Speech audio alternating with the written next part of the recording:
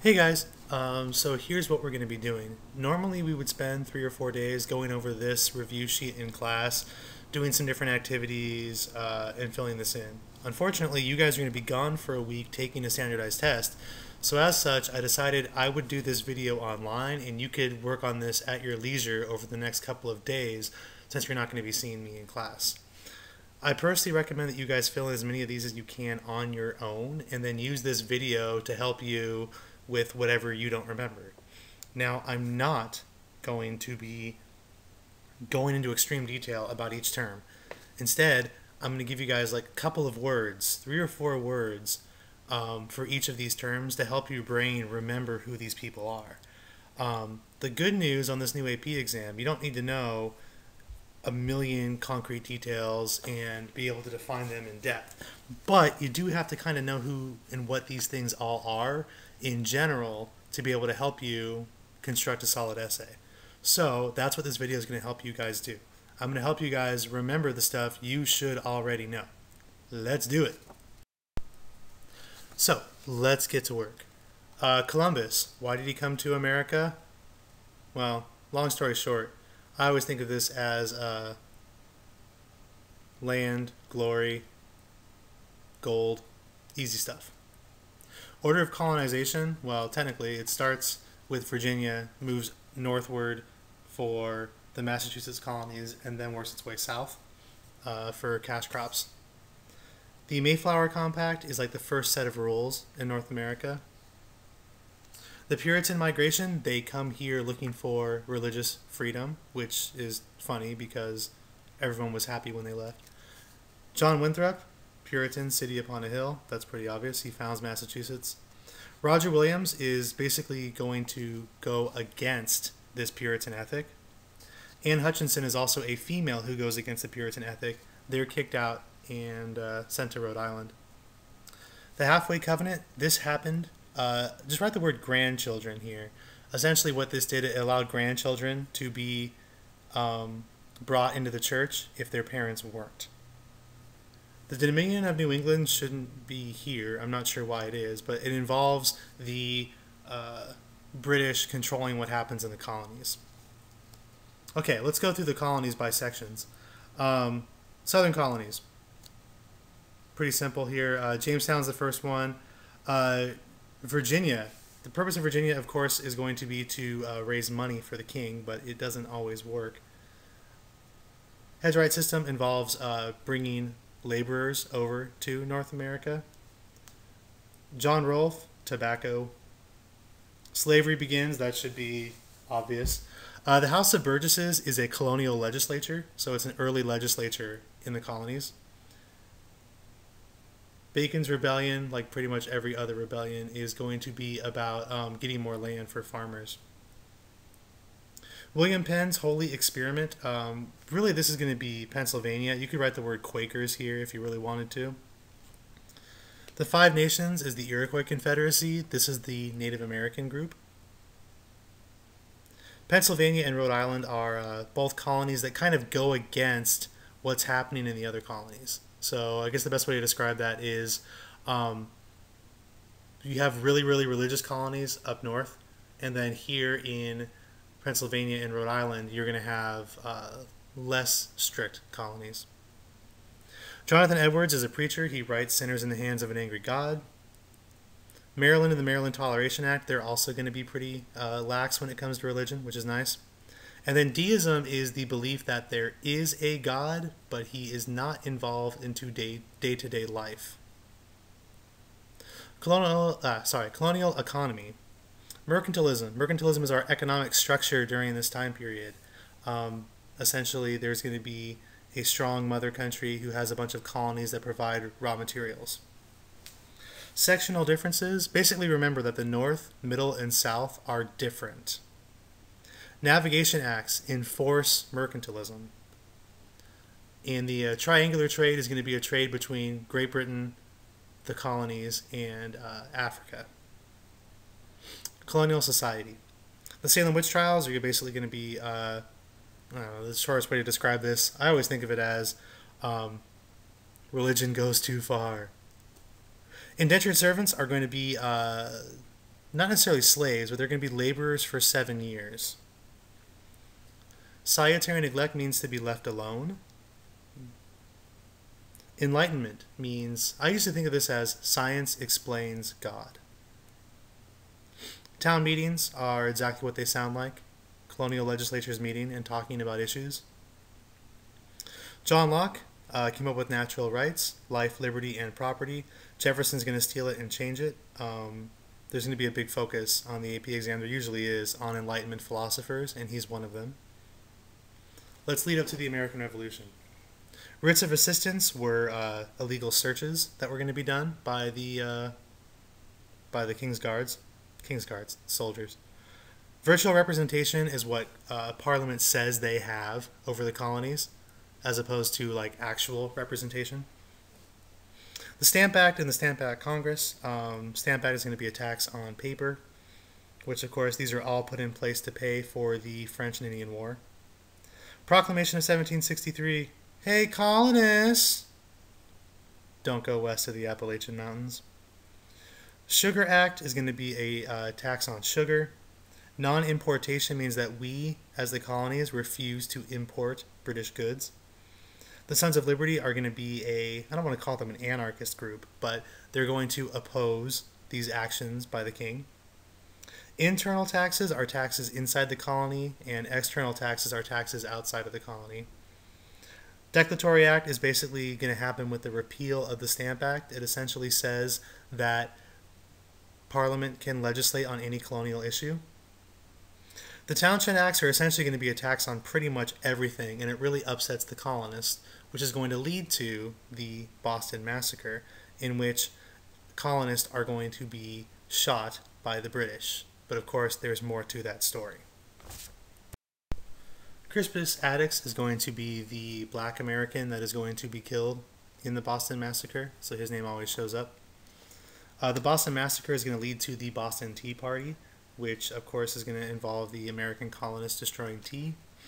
This leads to the Intolerable Acts, specifically the Boston Port Act, which is going to close the Boston Harbor, which is going to piss everyone off. The Quebec Act, shortest way to think about this is the colonists are going to lose land. It's a longer story, but it doesn't matter. First Continental Congress. This group met in response to the Intolerable Acts. It's one of the first times the colonies actually start working together. And really, they're going to start planning a war. So they need a general. His name is George Washington. The Olive Branch Petition of 1775. We're going to give this to King George III. And he basically says no, which means we're in rebellion. We start to push for natural rights, which of course are life, liberty, and property. Richard Henry Lee, on July 2nd, 1776, is going to push for a resolution on American independence. The Articles of Confederation should not be this high up, but Articles of Confederation basically was a weak central government. John Adams is a early colonial leader, and he's going to become our second president. Again, he's a big part of this whole time period. Committees of correspondence were how the colonies talked to each other. Lexington and Concord was the first battle of the American Revolutionary War. The Second Continental Congress is going to be in charge during this time period. Thomas Paine's Common Sense is going to be a pamphlet that was written in common English, which encouraged Americans to separate from Great Britain. And King George III, of course, is the King of England during the American Revolution. Next unit. So the American Revolution is now over, and let's move forward to the early phase of American history, or take it back, of U.S. history. The Northwest Ordinance of 1787 is going to explain how a new state can enter the Union. Shays' Rebellion is going to be a bunch of farmers that are upset again, but this one's going to be shut down by the U.S. government. The Annapolis Convention is going to basically say the Articles of Confederation are weak. Alexander Hamilton is going to be a early leader. He's going to want an expansion of the federal government, as is James Madison. Both of these guys are going to want an expansion of the federal government, and James Madison's actually going to be the guy that writes most of the Constitution. We're influenced by two Enlightenment philosophers, Montesquieu and Jean-Jacques Rousseau, who are basically going to imply that there should be a separation of powers and checks and balances for government. The Virginia plan is going to be a large state, so basically the large states want to have control. The New Jersey plan is going to be equal representation because New Jersey is a small state, which leads us to our compromises. The first one's going to be the Great Compromise, which is going to have the government the way it's set up now, where there's a Senate based on equal representation and a House of Representatives based on population. And another compromise is going to be the Three-Fifths Compromise, which is to placate the South, which basically says that slaves are going to count as 3/5 of a vote and 3/5 of a tax. Federalists are those who were for the Constitution. The Anti-Federalists were against it. The Federalist Papers encouraged the U.S. To ratify the Constitution. Bill of Rights is adopted, which is going to provide rights for citizens. Those are going to be important. You could even write down protections from government. Washington becomes our first president. Congratulations. The Judiciary Act of 1789 sets up the courts. You can see that there. Hamilton is really what I want you to write here. It's actually down a little bit lower. Strict versus loose interpretation of the Constitution. Essentially, you could draw a line from necessary and proper clause down to Jefferson and Hamilton. The necessary and proper clause basically states the government can pass whatever law it needs to do its job. And your interpretation of that determines if you think the government should be big or the government should be small. And that's going to be a constant fight in this country for really the rest of time. Whiskey Rebellion is going to be about a excise tax. An excise tax is basically a tax on a good. The Whiskey Rebellion is going to be a tax on whiskey. Farmers are going to be upset. Washington's farewell address, he gives us 2 warnings. No PP, political parties, and to stay out of Europe. We don't do either. The election of 1800 leads to Jefferson as the vice president under Adams, which is going to cause problems. The Alien and Sedition Acts, essentially what's going to happen here is that these laws are going to be put in place because of a possible war with France, but really they're put in place to stop the growing Jeffersonian Democratic Republican Party. The Virginia and Kentucky resolutions are basically going to be about nullification and the compact theory. Essentially, Virginia and Kentucky, southern states, are not happy with the Alien and Sedition Acts. The election of 1800 is Burr versus Jefferson. Jefferson wins, and this is going to be a peaceful transfer of power between these new political parties. The Revolution of 1800 is exactly what it sounds like, and it's a smooth transfer of power from one party to another, and that, of course, is a good thing. Foreign affairs. The French Revolution doesn't really matter for our story, but instead what matters is going to be this neutrality proclamation. We tell the rest of Europe, we are out of your problems. We don't care about you. We're not dealing with your problems. The XYZ affair was essentially bribes. The French wanted bribes to talk peace, and we said no, which led us to what we call a quasi-war, or as this worksheet calls it, an undeclared naval war with France. That's essentially over this idea of we won't pay a bribe. Jay's Treaty is going to supposedly make peace with Great Britain. Doesn't really work, but it postponed a potential war with Great Britain. Pinckney's Treaty is going to set up borders and friendship with Spain, specifically borders involving Florida. Whew, let's keep this rolling. If you haven't taken a break, please do. I don't expect you guys to go through this video and keep up with me. Take a break, pause, do 1 or 2 sections a day, and then continue on. Really, this could be a lot of work otherwise, so don't kill yourselves here. This is just here to help us. Election of 1800 we've already covered, so why is it on here again? Geez, Mullen, edit your own worksheets. Thomas Jefferson is going to be the leader of a new political party, the Jeffersonian Republicans. He's going to be a leader of this party. Jefferson's inaugural address basically says, hey, we should all be friends now because I won.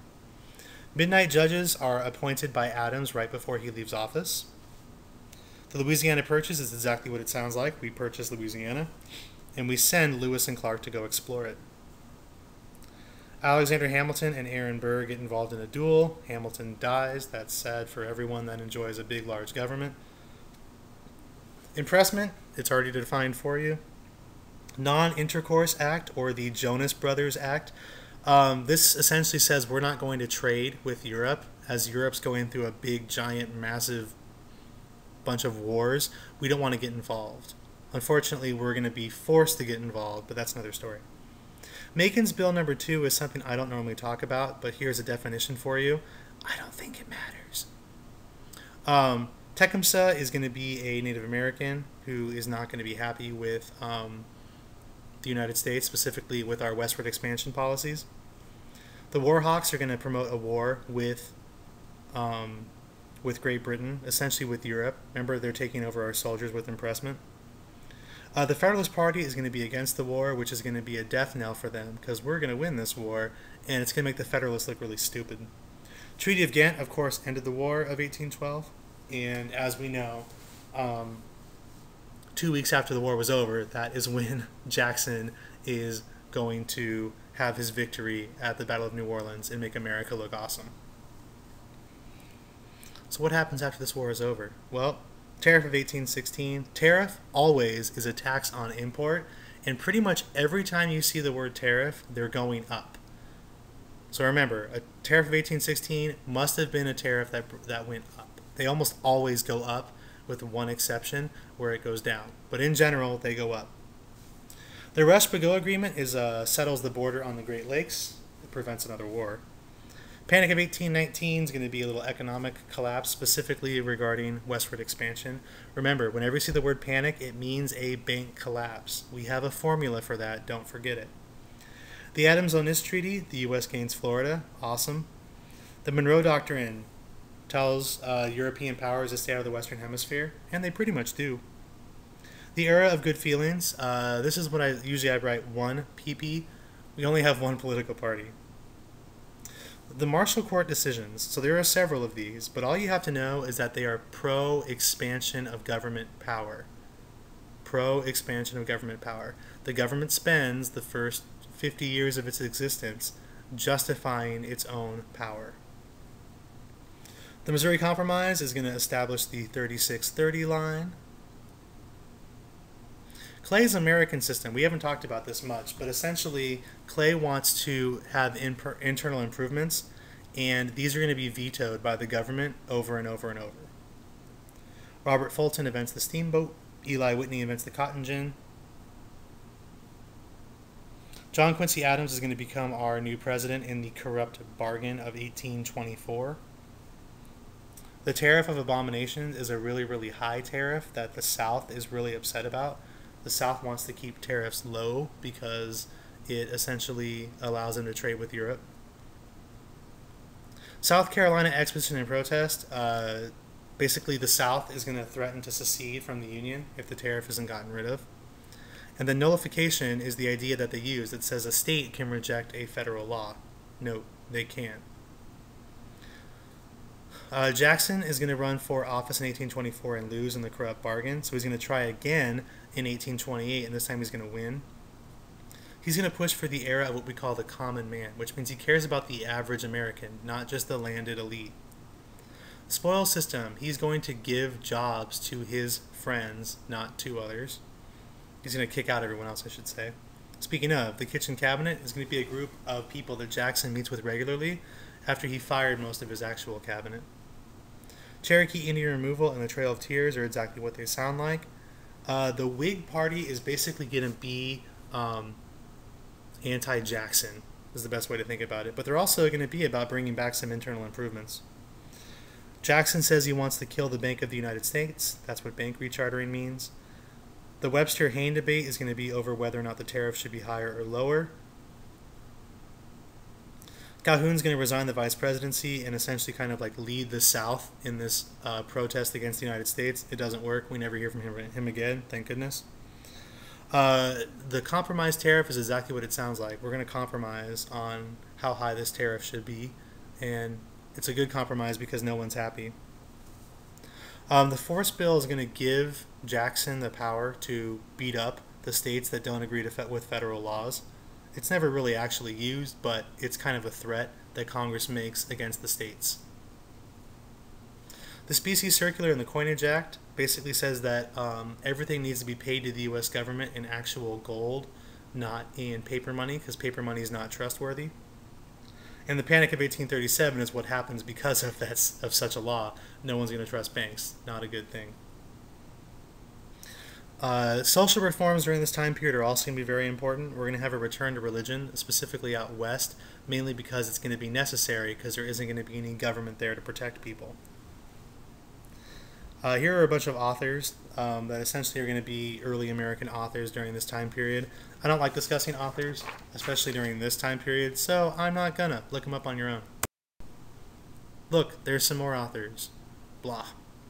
The Hudson River School, for some reason this keeps coming up on the AP exam. I can't imagine why it's important, but they paint landscapes. Walt Whitman, author, no one cares. Second Great Awakening. Great Awakening is always about religion. This must be religion coming back. Mormons with Joseph Smith and Brigham Young. This is going to be the first quote-unquote American religion. Dorothea Dix is going to be an advocate for the mentally ill. The American Temperance Union is going to be about limiting alcohol. Nativism means we don't like immigrants. Specifically at this time period, Irish and German immigrants, who are going to be seen as even lower than slaves in American society. Lucretia Mott is an American feminist. The Seneca Falls Convention is the women's rights convention, specifically women's suffrage. The cult of domesticity says that women should stay in the home. And the anti-slavery movement is going to begin in the 1830s. Manifest Destiny basically means it's our God-given right to move west. Steve Austin is going to be involved with Texas, as is the Alamo, Santa Ana, and Sam Houston are all going to be involved in the Texas independence movement. Texas is its own independent country, hence why it's called the Republic of Texas. James K. Polk, of course, is my favorite president, who's going to be big on westward expansion. 5440 or Fight involves the Oregon. General Zachary Taylor is going to win the Mexican-American War. The Mexican-American War essentially is about the U.S. gaining Texas, but as a result of it, we're actually going to gain a lot more land, basically the entire American Southwest. John C. Fremont is the first governor of California. You all know that because you live here. The Mexican Cession is essentially the entire west coast of the United States, which comes out of the Treaty of Guadalupe Hidalgo. The Wilmot Proviso, put a star next to this, this always shows up. It would have prohibited slavery in the territories, but it doesn't pass. The Gadsden Purchase is a little bit of land in Arizona that we buy from Mexico. The Transportation Revolution, we're going to basically be involved with some infrastructure improvements in this country, specifically like canals. The National Road is exactly what it sounds like. We're going to build a national road. The Erie Canal is going to be a water passage, which is going to make trade easier between east and west. Robert Fulton, I believe, is on here twice, but he invents the steamship, so must be important. The American Colonization Society keeps showing up. I don't know why, but they were about sending slaves back to Africa, which, you know, is not going to work. Eli Whitney's on here again. Abolitionism is anti-slavery. Sectionalism is that the North and South are different. The North doesn't need slavery, the South does. They're going to argue over that pretty consistently. William Lloyd Garrison writes an abolitionist newspaper called The Liberator. The Grimke sisters are also abolitionists. Nat Turner is a slave who has a rebellion in the South. Frederick Douglass, there should be a second S there, is going to be a escaped slave that becomes a civil rights leader and advisor. King Cotton implies that cotton is king in the South. There's so much money to be made with cotton that cotton becomes really important. The Know Nothing Party is anti-immigrant. They don't know anything about anything else. They only care about getting rid of immigrants. The Free Soil Party is anti-slavery. The Compromise of 1850 is basically going to postpone a potential civil war. What really matters is that California enters the Union as a free state, and the South gets this more powerful fugitive slave law, which says the South can go into the North to get back escaped slaves. Henry Clay is going to be an important politician during this time period. He's called the Great Compromiser. Harriet Tubman is a conductor on the Underground Railroad, which of course is how slaves escaped into Canada from the South. The Ostend Manifesto was a plan to acquire Cuba early on, but it failed. The peculiar institution is a word I can never pronounce. Is slavery. Harriet Beecher Stowe writes a book called Uncle Tom's Cabin, which convinces Americans that slavery is wrong. Stephen A. Douglas is going to promote this idea of popular sovereignty, which essentially says that people should be able to vote whether or not they want slavery where they live. Bleeding Kansas is going to be where popular sovereignty is going to basically take place, mainly because Bleeding Kansas is going to be where the first vote is going to be taken on this idea of popular sovereignty. The Dred Scott decision is going to say a slave is a slave anywhere. The Sumner Brooks affair is going to be basically a fight, a literal fight that takes place in Congress. You guys know it as Bleeding Sumner. The Lecompton Constitution would have demanded slavery in Kansas, but it's not going to pass. The Lincoln-Douglas debates are going to be debates, basically a Democrat versus a Republican, arguing what each side would believe. The Freeport Doctrine is going to be a speech that's given by Abraham Lincoln. And Harper's Ferry and John Brown, this is going to be John Brown basically going crazy and trying to lead a slave revolt in the South.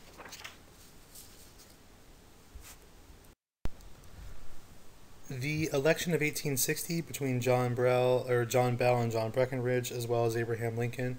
This is that election where there were 5 candidates, so Lincoln is going to win as a representative of the Republican Party, which is not necessarily anti-slavery, but they're anti-extension of slavery. Border states are the states in between the North and the South during the Civil War. North's advantages are simply numbers and supplies. South's advantages is that they are on defense, which is always easier in a war. Fort Sumter is the first battle of the Civil War. Lee, Jackson, and Beauregard are the Confederacy generals, and Grant, Meade, McClellan, and Sherman are for the Union. The Monitor versus the Merrimack, these are actually 2 early submarines or ironclads. Cotton versus wheat, the South grew cotton, not wheat, during the war, so they run out of food. Bull Run is another major battle. Jefferson Davis is the president of the Confederacy, and I'm pretty sure you know who Abraham Lincoln is. Suspension of habeas corpus basically means that, in this case, Maryland is going to be put under arrest and not told why. Conscription is going to be the draft. The Emancipation Proclamation is going to, quote-unquote, free the slaves. Election of 1864, Lincoln is reelected. Scalawags and carpetbaggers are those who exploit the South during Reconstruction. Lincoln's 10% plan is his plan for Reconstruction. Andrew Johnson is the vice president who becomes president after Lincoln dies. Black codes are going to restrict black freedom in the South. The KKK is going to restrict black freedom in the South. The Freedmen's Bureau is designed to help blacks gain freedoms. Lincoln's assassinated, good for him. The 13th Amendment freed the slaves. 14th defined citizenship. 15th Amendment, of course, is going to be universal male suffrage. William H. Seward buys Alaska. It's called Seward's Folly, but turns out Alaska's pretty cool. Ulysses S. Grant is going to become president. He's also a general. He becomes president, but he's not a great politician. He's kind of taken advantage of for that. The Compromise of 1877 ends Reconstruction. It's also known as the Hayes-Tilden election. That doesn't really matter. Sharecropping is essentially the exact same thing as slavery, the premise being that former slaves go back onto the plantation in order to work on the plantation, but they don't get paid by the actual whites. Whiskey Ring is going to be a political machine during this time period. We'll talk about those again in a second.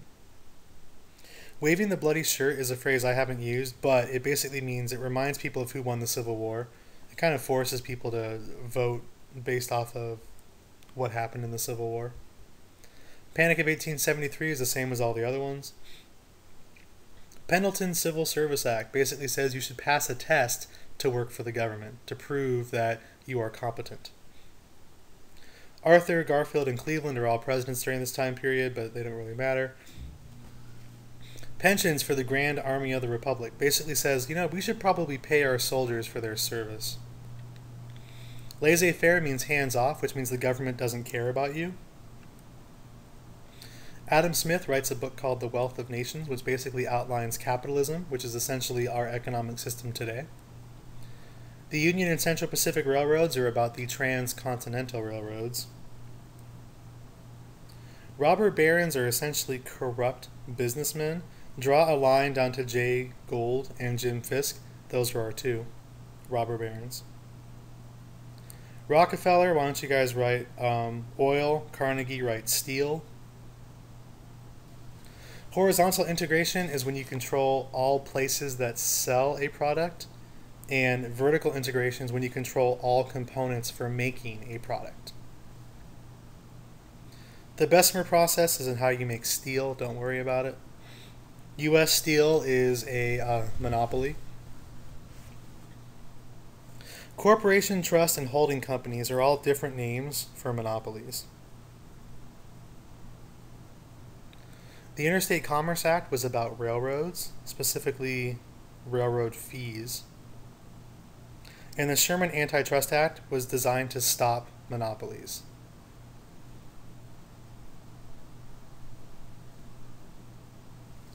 Okay, rather than define these labor unions, I want you guys to remember what a labor union wants. Labor unions want more money for less hours. Labor unions exist because businesses do not treat employees well. So let's skip on down to collective bargaining. That basically means the union will negotiate a contract that all employees will agree to. Yellow Dog contracts are contracts that forbade people from joining a union. For unions to get what they want, they would go on strike. Here are some examples of strikes, the next four. If a union could not get what they wanted, they would go on strike. That's what those strikes are. I'm not going to go over each one. You don't need to. You just need to know why they exist. Hey, I think we're halfway done. Woo. Okay. Boss Tweed. Boss Tweed is a political boss. Essentially what he would do is he would get votes for people, but it was super, super corrupt. So basically he would exploit immigrants for votes. Tammany Hall was Boss Tweed's political machine. Thomas Nast was the cartoonist who brought down Boss Tweed. New immigrants are going to come from Eastern Europe. They're typically going to be poorer and less educated, which we're not going to like. Tenements are low-income housing. Jane Addams is going to try to help out these immigrants with this thing called the Whole House. The Chinese Exclusion Act is going to limit Asians from entering America. In literacy tests were tests given to restrict voting, specifically among blacks. Darwin is going to write the theory of evolution, essentially. And social Darwinism is when we apply that theory to business, which means a weak business should fail, and a strong business should succeed. Social gospel movement is basically going to be religious people saying that they should help take care of the poor and disadvantaged. Andrew Carnegie writes The Gospel of Great Wealth, which basically says it's the duty of the wealthy to make public works. The Moral Land Grant Act is going to fund education, specifically by building schools. Mark Twain is an author, as is Horatio Alger. Hearst is going to run a newspaper. Susan B. Anthony and Elizabeth Cady Stanton, as well as Alice Paul and Chapman Catt, are all going to be early feminists pushing for women's rights.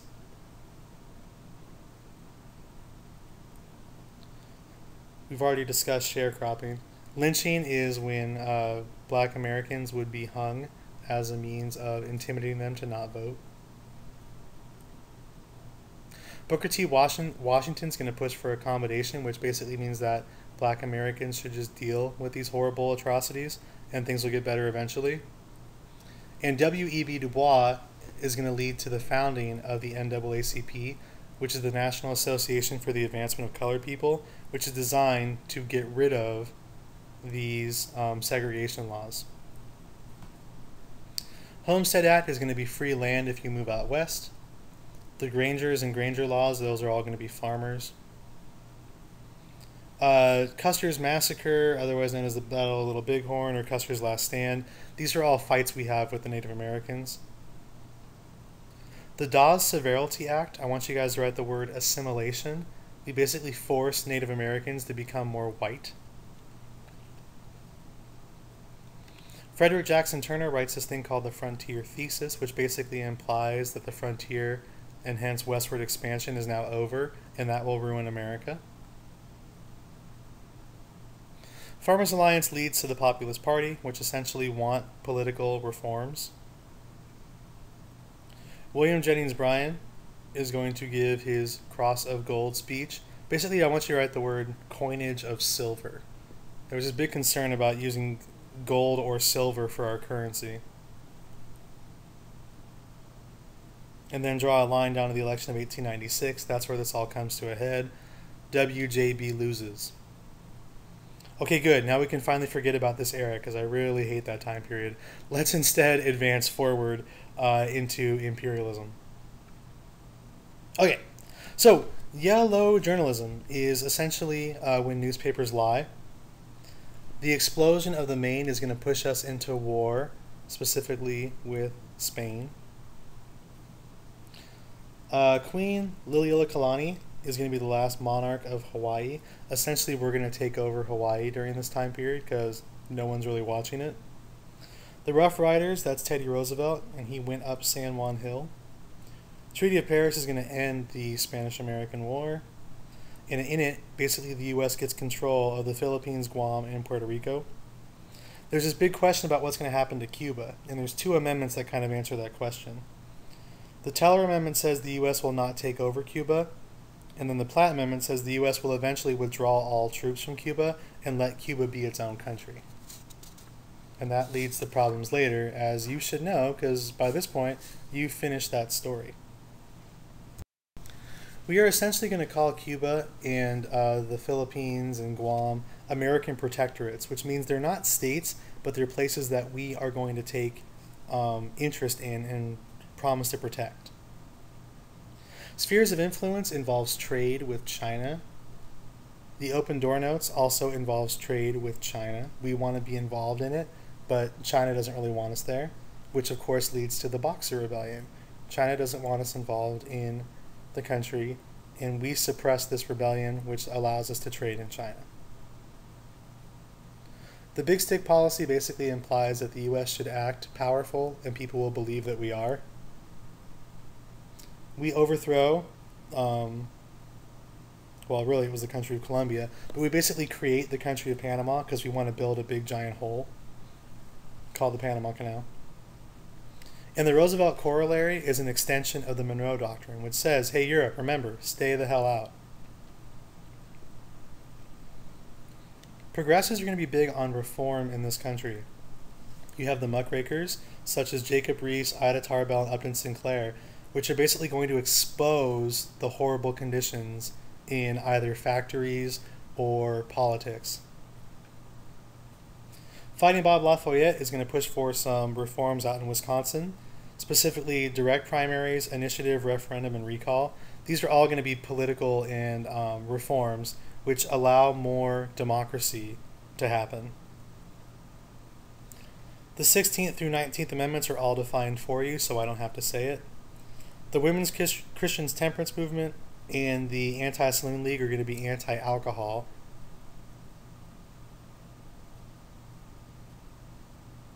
The Forest Reserve Act is going to be basically what we call the National Park System, as is the Conservation Act, which is a little bit lower down. Trustbusters are essentially, in this case, Roosevelt. He's going to break up harmful trust or monopolies. The Meat Inspection Act and the Pure Food and Drug Act, I want you guys to write the word regulation. The government's going to regulate the big business. Let's skip on over to regulatory commissions. Regulatory commissions are basically going to imply exactly what they sound like. The government is going to regulate business to make it more humane. That's a very progressive idea.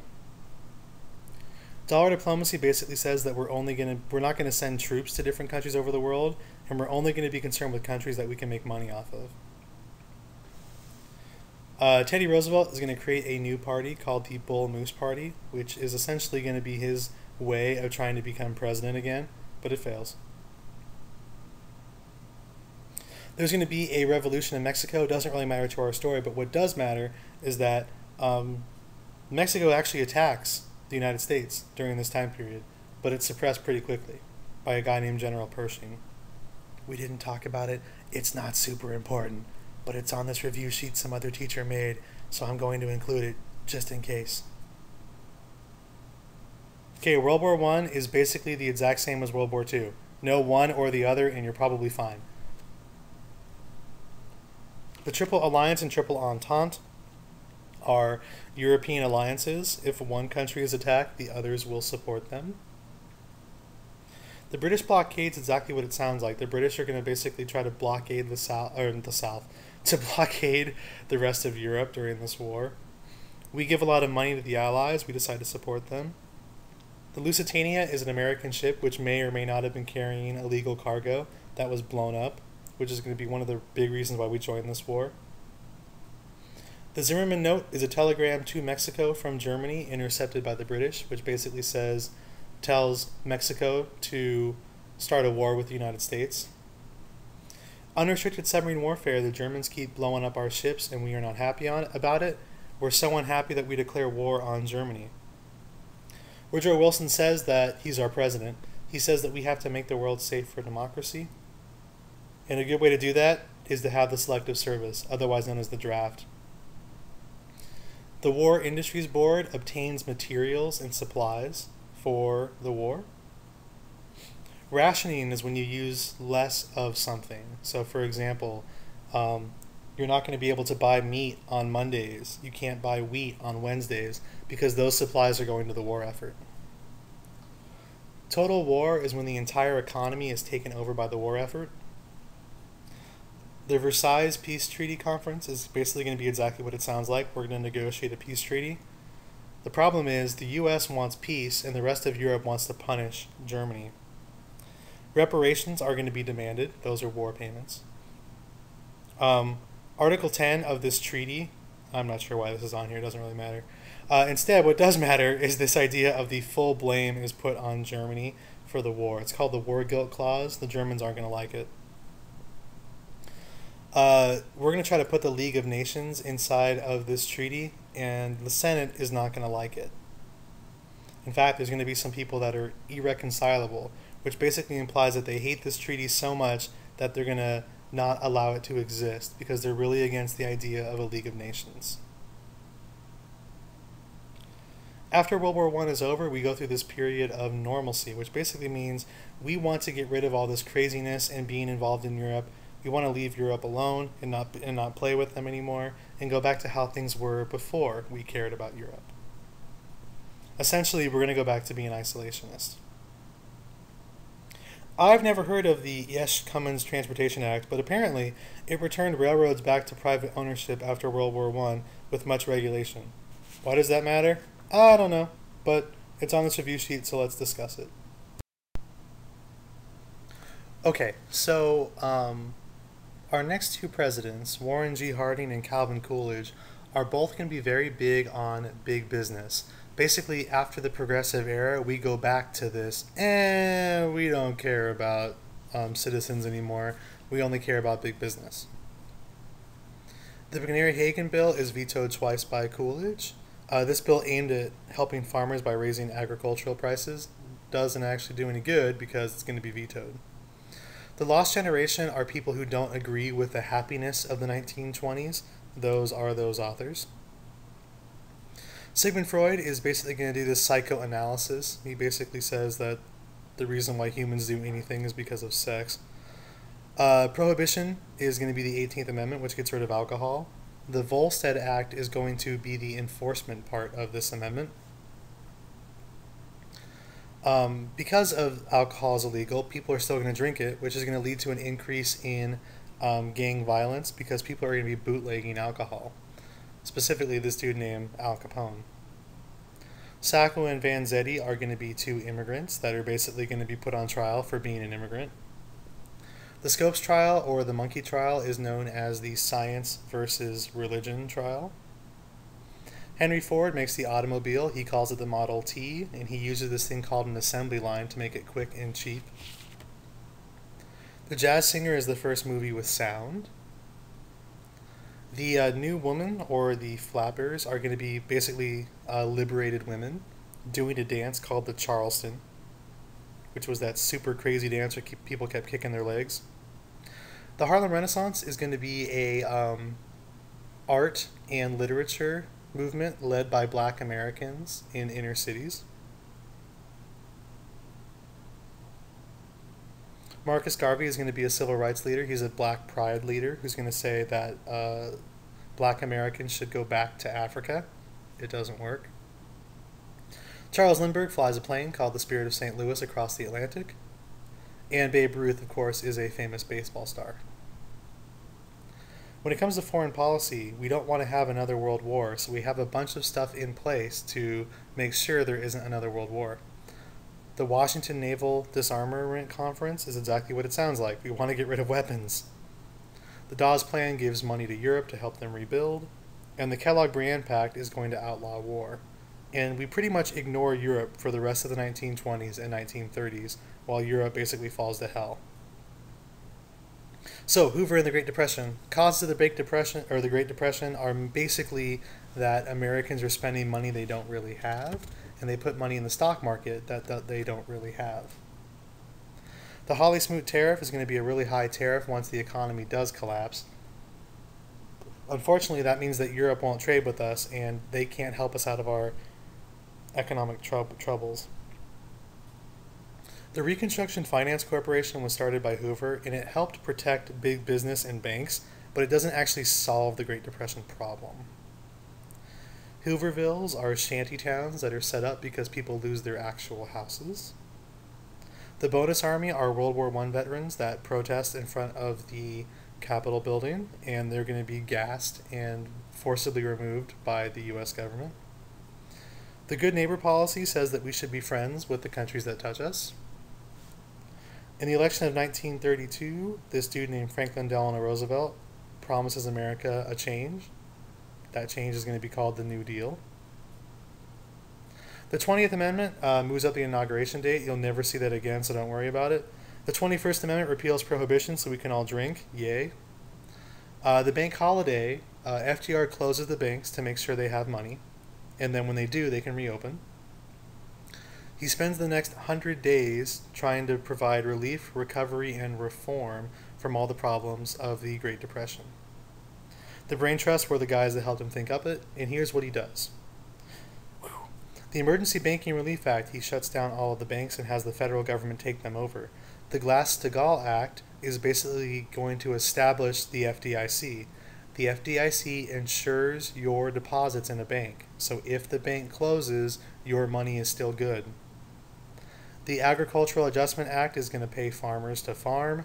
The Civilian Conservation Corps, Public Works Administration, Works Progress Administration are all going to be public works projects. They're going to build stuff, and they're going to pay Americans to build stuff that we need.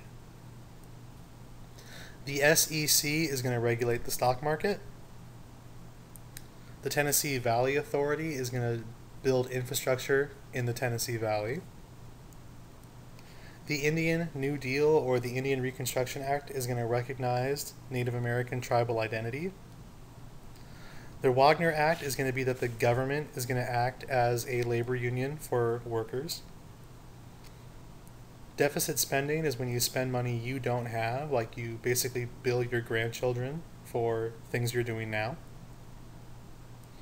Court packing. Not everyone agreed with FDR, so he wanted to pack the courts with more people who would agree with him. The Social Security Act is basically give money to old people to not die. Dr. Townsend and Father Coughlin are going to argue the New Deal does not do enough, specifically for old people. Okay, let's break into World War II. Mussolini is the Italian dictator. Hitler, of course, is the German dictator. The Munich Conference, Europe is going to appease Hitler and let him take over the land that Germany lost in World War I. The Axis powers are the bad guys. A blitzkrieg is when you use your entire army at once. The invasion of Poland is exactly what it sounds like. Cash and carry policy, we tell Great Britain, if you want weapons, you got to pay us cash and you got to come and pick them up. We are not going to deliver them because Germany's going to blow up our ships. Isolationism, we basically tell Europe, we want out of this war, but we'll sell you weapons. General Tojo is from Japan. The Destroyer Deal and the Lend-Lease Act are basically our way of giving Britain weapons without joining this war. The Atlantic Charter basically says that all people should be free, which means we're going to have to do something about that. And Pearl Harbor, of course, is going to be the Japanese attacking the United States, which leads us into the war. The Navajo Code Talkers are going to be Native Americans who speak their native language, and it's essentially impossible to decipher. The Tuskegee Airmen are going to be black pilots. Women are going to enter the factories during World War II. Japanese internment is Japanese citizens taken to internment camps. Korimatsu versus the United States was the Japanese suing the government, but they lose. General Dwight D. Eisenhower is going to plan D-Day, which of course is the invasion of Europe. We don't talk about these battles, but they're what we call turning points, which means that they're big events in the war. Churchill, of course, is the leader of Great Britain. Okay, you're going to see a lot of conferences in here. These conferences are all going to be the Allied powers discussing how the war is going to go down. We decide that we want unconditional surrender from both Japan and Germany, which means they don't get a say. There isn't a peace treaty that ends this war because they are completely and totally beaten. Okinawa and Iwo Jima are going to be two battles in the Pacific during the war. The Manhattan Project is the atomic bomb, and we're going to drop the atomic bomb on Hiroshima and Nagasaki. At the Yalta and Potsdam conferences, we're going to discuss what happens when this war is over, specifically the partitioning or splitting up of Germany, Korea, and Vietnam. The one that really matters for us is how we split up Germany. Germany is split up into 4 zones, 3 from Western Europe and 1 for Russia. That causes problems. The Iron Curtain speech basically says that Russia is now the bad guy and they've taken over Eastern Europe. The United Nations is supposed to protect freedom around the world. Superpowers are what we are. Satellites are, in this case, Russian-controlled countries outside of actual Russia. We create the Department of Defense, knowing that we're going to have to organize our military from here on out, especially because an immediate war might be necessary against Russia. George F. Kennan comes up with this idea called containment, which says we can't stop communism where it already exists, but we can make sure it doesn't spread. The Truman Doctrine is going to be that policy, but also that we should be concerned with Greece and Turkey, the first countries that are facing Soviet takeover. We help these countries out, and the Soviet Union does not take them over. Go us. The Marshall Plan essentially is money to any country fighting communism. NATO and SEATO and the Warsaw Pact are all alliances. NATO is North Atlantic Treaty Organization. We're in that. SEATO is Southeast Asia Treaty Organization. And the Warsaw Pact is the one among communist nations. China falls in 1949. That's not good. Korea is going to fall in 1953. That's not good. Truman's going to fire his general. His name is MacArthur. John Foster Dulles basically says that we should have a massive retaliation, which essentially implies that if the Soviet Union does anything, we'll blow them up from space. Brinksmanship basically means that we're going to push the Soviet Union to the brink of war and basically force them to back down. There's going to be this thing called the Suez Crisis. The Suez Canal, of course, is going to be in Egypt, and it's the connection between the Red Sea and the Mediterranean Sea. This dude named Nasser threatens to shut it down. We don't want that. The Eisenhower Doctrine is basically an extension of the Marshall Plan, which says we're going to use military force if need be to stop communism.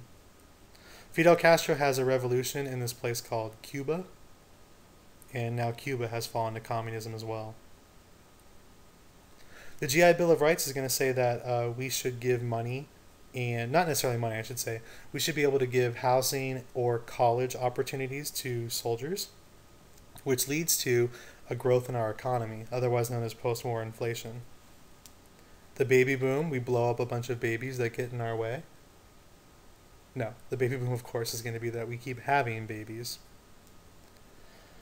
The suburbs, we're going to move away from cities, mainly because of the growth of automobiles. We're going to move away from cities, which is going to lead to something called white flight, where whites are going to leave areas where there are a lot of non-whites. McCarthyism, we are going to be afraid of communists, so we're going to try to hunt them out. Senator Joseph McCarthy has a list, and we're going to try to find them. The House of Un-American Activities Commission is going to be looking for communists within the U.S. government. Julius and Ethel Rosenberg and Alger Hiss are people that we accuse of communist activity with very little actual proof. McCarthy's going to basically say that the army has fallen to communism, and that's a load of crap. So McCarthy disappears, thank goodness. The 22nd Amendment you'll never see, don't worry about it. The Federal Interstate Highway Act is going to be our road system that we have in America today. Sputnik is a Soviet satellite, which encourages the United States to create NASA, which is going to be our space agency, of course. The AFL-CIO are two labor unions. They're going to merge and become one giant labor union. The military-industrial complex is basically saying that this is what happens when the military encourages foreign policy decisions. Specifically, take that back. I said that wrong. It's going to be that private businesses that make military weapons are going to influence foreign policy. We don't like that. That's not good. In 1948, Truman is going to desegregate the military, which means that whites and blacks can now serve in the same companies. The Double V campaign implies a victory for civil rights and a victory in World War II. The Congress of Racial Equality is going to be exactly what it sounds like. It's going to be a group of American citizens trying to get racial equality. Brown v. Board is going to end segregation. Rosa Parks is going to lead the Montgomery bus boycott. She refuses to stand up. Martin Luther King Jr. is all about non-violent resistance. The NAACP, of course, is fighting segregation. Little Rock 9 are going to integrate Central High School. George Wallace is the governor of Alabama, and he doesn't want any of these, he doesn't want integration. He gives that quote, which you can see there. Okay, oh my god, it's the last page. I'm so excited. I've spent 2 hours working on this. Okay, let's end this. So the sit-in movement is basically going to be people trying to put integration in private facilities like restaurants. The SNCC is exactly what it sounds like. It's led by a guy named Stokely Carmichael, who's also going to lead the Black Panthers later on. It's a non-violent group pushing for civil rights. Freedom Riders are going to be on buses driving through the South promoting freedom. Birmingham, Alabama is one of the most segregated and racist cities in the country, so that is where most of the civil rights movement is going to happen. Children's marches have basically kids protesting for freedom, and then the police officers attack them. Dr. King writes his letters from a Birmingham jail, which is going to advocate nonviolent resistance. The March on Washington is where the I Have a Dream speech comes from, and the March on Washington is in support of the Civil Rights Act. The Civil Rights Act is basically going to completely end segregation in this country. But that's not enough. There is still a issue of black Americans not voting, which leads to the Voting Rights Act, which gets rid of literacy tests and poll taxes. The 24th Amendment is added to the U.S. Constitution, which gets rid of any restriction on voting, except, of course, for age and citizenship status, which are things that have already been discussed by the Constitution. Malcolm X is going to be a leader in the Black Power movement, which basically says that blacks don't need to work with whites. The Black Panther movement is also going to be led by Stokely Carmichael. He's going to transfer from being peaceful to being, non-peaceful. Dr. King is going to be assassinated in 1968, which leads to riots all over the country, but we kind of call that the end of the civil rights movement, because the leader is going to be killed. Meanwhile, while all that's going on, we have a president. His name is JFK. He wants to promote freedom throughout America, but it doesn't really work all that well. In the election of 1960, that is when he is campaigning on TV. And remember, JFK is pretty, Nixon's ugly, so JFK is going to win. The Bay of Pigs invasion was an attempt to overthrow Castro. It fails. Because of that, Castro asked Russia for help, and they put missiles inside of Cuba pointed at the U.S., which leads to the Cuban Missile Crisis.